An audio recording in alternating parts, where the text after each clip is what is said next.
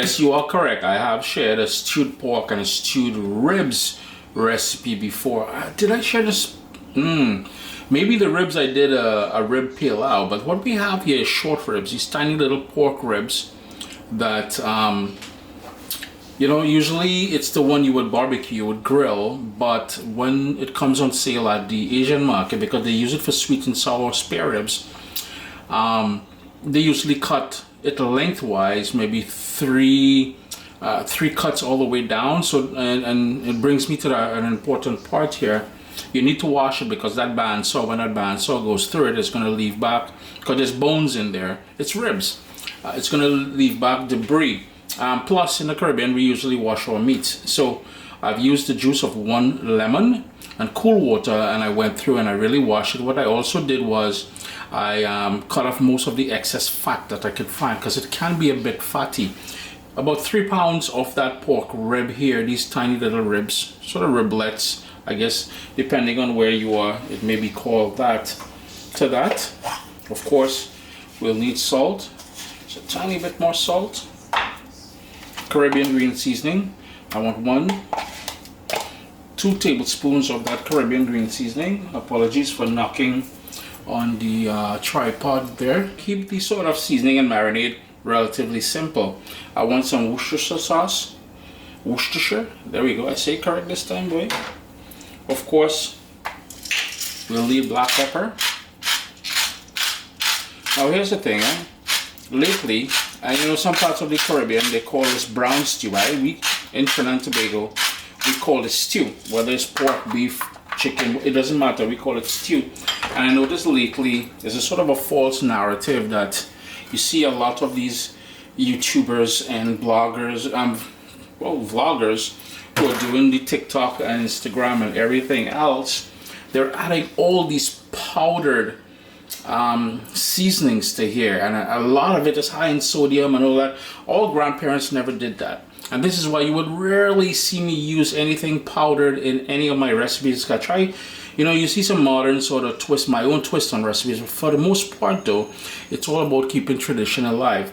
And all we would do now is give that a good stir, allow it to marinate for at least an hour, and then we'll get to the browning part of it. If you can, you will get better result. If you can, allow this to marinate overnight. I guess some onion just fell out there. My countertop is clean, if you're wondering. I usually bleach everything down before and after I cook. If you have the ability to let this marinate overnight, you will get a much better flavor. The other thing, if you wanted to add a tablespoon of tomato ketchup in here, you can as well. Here's the thing with recipes, it's just a guide, a sort of a map. But along the way, you can add GPS and add your own little directions to it, And what I'm basically saying is, you can flex any which way you like when it comes to a recipe. This step here, if you've seen my previous recipes where I did stewed chicken, pork, beef, even chicken pilau or beef pilau, this is the sort of browning sort of step. And what I have is 1 tablespoon of vegetable oil in my pot, a nice heavy cast iron pot, medium-high heat, 2 tablespoons of golden brown sugar. This is where the sort of deep, rich amber color is going to come from, plus that lovely stew flavor that we enjoy in the Caribbean. And this is when we say stew, this is what we mean. This is the stewing part here, or some people call it brown stew. Now, I just wanted to point one thing out. Earlier I mentioned about TikTok and everybody else, and it's also this sort of false information that's been passed around there. A lot of times you see people calling this burning the sugar. We do not want to burn the sugar. Do not burn the sugar. What we're trying to do is caramelize the sugar. So what's going to happen, you can see starting to happen there. It's starting to melt. It's going to melt. It's going to go frothy. Once it goes frothy, keep whatever protein that you're stewing close, because, listen, it happens fast. It's going to go a deep amber color. At that point is when we're going to add the seasoned pork, in this case the ribs, into the pot. I'm just going to move it around. The reason being, I know I have hot spots in on my stove here, on my burners, and you will notice here will start getting hot faster, so that's why I'm going to move it around. I only use a tablespoon of vegetable oil, as I mentioned earlier there, because the pork can be really fatty. Yes, you can do this without the oil. Totally fine, because the sugar will melt, it will go amber, and you will get those the same sort of effect. But you know, old school, mommy, granny, everybody did it with a bit of oil, so I try to keep it a little bit original. Yeah, yes, your house will go smoky, so open up the windows, and you can see it's already going dark, and I'm just moving it around. By moving it around, it's going to help the ones which is not really dark amber yet, the sort of sugar area, that will get darker without burning. If you burn it, yo, listen, you're gonna end up with bitter tasting food, and that's the last thing I want for you all. Alright, shut the stove off, let it cool down, wash it, and start over if the sugar goes black. I'm not sure what color you're seeing there, but it's not black. Here's where, now, being very careful, I'm gonna start adding the pieces of cutie pork, and I'm gonna add half, stir it, yeah, like so, and then I'm gonna add the rest of it. Now the same bowl here, add 4 cups of water to it, and to pick up all of the remaining marinade that we have in there. After about a minute, I'm going to hit that a stir, because I know the first layer that I put down will have that lovely color. My Caribbean green seasoning, I don't know if I mentioned it before, is basically a puree or a blend of all the herbs I like using. Along with herbs, I also have a lot of garlic and pimento or seasoning peppers in there. And you notice the color that's happening there. What I'm going to do, and you notice right away it's sort of come up to a sort of boil. I'm going to reduce my heat to medium. I'm going to put the lid on there and let that stew in its own juices. And what's going to happen, it's going to spring a lot of water, and that is going to this is the building blocks of that wicked stew that we're working on, essentially. It's been about 10 minutes, and you can see all of that liquid that naturally sprouted up there. What we are going to do now is crank up the heat to burn off that liquid, and in doing so intensify the color. You're going to see it's going to get a lovely amber, deep amber color here. So lid off, crank up the heat a little bit, pay attention to it. You want to stir it every couple minutes until all of that liquid has burnt off. It's about 6 minutes since I removed the lid and I turned up the heat. You can see the color is intensifying a bit. Most of that liquid is burning off. So what I like doing is adding my additional flavors at this point, and that comes courtesy of some scallion. Yes, there is scallion in the green seasoning that I use, but I like adding that extra flavor in there. A diced tomato, and that, ladies and gentlemen, brings acidity, which helps to balance the sweetness of the sugar. And by the way, if you've never had brown stew or stewed chicken or pork or whatever, and you saw me start with that sugar, the dish is not sweet. It's not sweet whatsoever. So we just, I just wanted to mention that.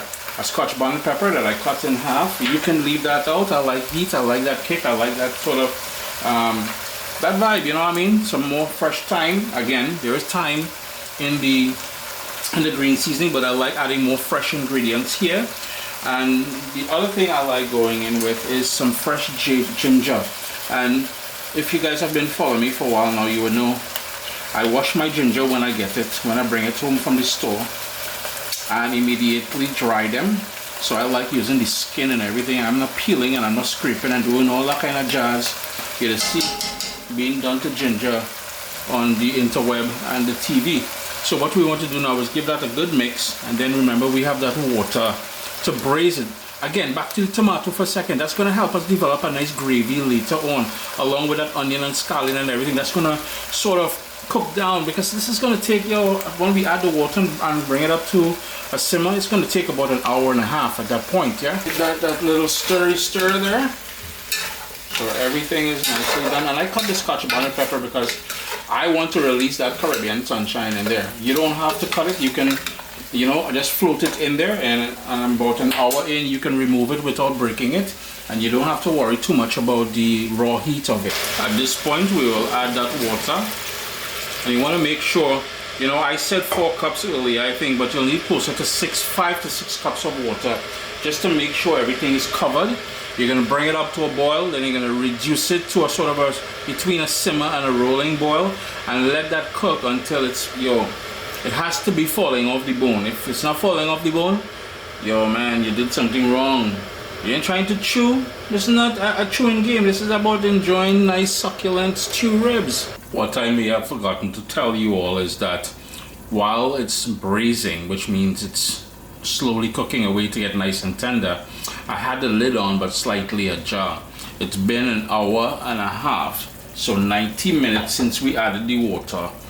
I did have to end up adding another cup of water, so in total I believe it was 6 cups of water. Here we are. It's nice and tender, and you can tell it's there. It's pulled back. You see the bone that you're seeing there? It's pulled back quite a bit, yeah? This is where, if you had floated that Scotch bonnet pepper whole, you would remove it. Here's where you would also taste it and adjust it for salt, and crank up the heat now to thicken up the gravy to the sort of consistency that you want. This is providing the pork is tender. If not, continue cooking it on that sort of rolling boil that you're seeing there.